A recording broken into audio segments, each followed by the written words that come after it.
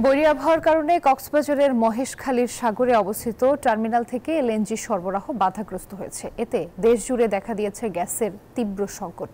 গত মঙ্গলবার থেকে এমন পরিস্থিতি, বাসাবাড়িতে জ্বলছে না চুলা, রান্না না করতে পারায় দেখা দিয়েছে ভোগান্তি। শিল্প কারখানাতেও গ্যাস না থাকায় উৎপাদন ব্যাহত হচ্ছে। এদিকে ফিলিং স্টেশনে গ্যাস না থাকায় দীর্ঘ সারিতে অপেক্ষায় থাকতে হচ্ছে ঘন্টার পর ঘন্টা।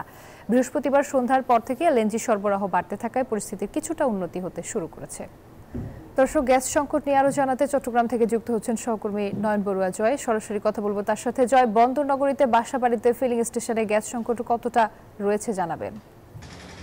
ধন্যবাদ রুবা আপনাকে। দেখতে পাচ্ছেন যে আমরা সিএনজি পাম্পগুলো দেখানোর চেষ্টা করছি, তবে দুদিন ধরে কিন্তু এখানে কোনো গ্যাস সেভাবে পাচ্ছে না।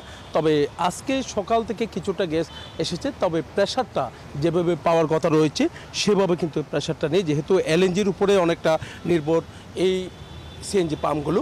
তো এলএনজি যে বাসমান এলএনজি আছে মহেশখালীতে, সেখানে কিন্তু আসলে দুর্যোগপূর্ণ আবহাওয়ার কারণে যে টার্মিনালটা আছে সেই টার্মিনালটা দিয়ে কিন্তু গ্যাস সরবরাহ অনেকটা কমিয়ে দেওয়া হয়েছে।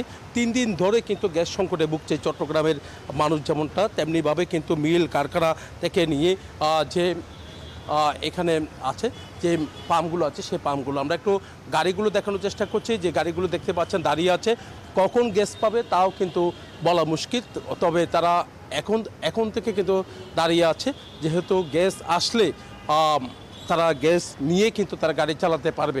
অনেকক্ষণ ধরে ঘন্টার পর ঘন্টা অপেক্ষা করছে। গতকালও আমরা দেখেছি ঘন্টার পর ঘন্টা অপেক্ষা করেও এই গাড়িগুলো কিন্তু গ্যাস পেতে অনেক কষ্ট হয়েছে। 200 টাকার গ্যাস নিতেও কিন্তু অনেক সমস্যায় পড়েছে বলে আমাদেরকে জানিয়েছেন।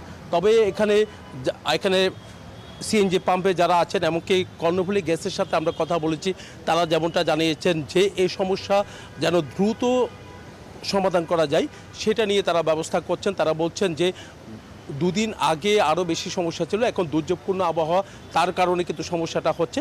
তবে যদি একটু সাগরের উত্তালটা যদি একটু কমে, তাহলে অনেকটা যদি শীতল হয়, তাহলে কিন্তু আবার সেই টার্মিনালগুলো সচল করা সম্ভব বলে তারা মনে করছেন। এই ছিল আমার এখানকার সর্বশেষ। ফিরে যাচ্ছি স্টুডিওতে রুবার কাছে। জয়, আপনাকে ধন্যবাদ।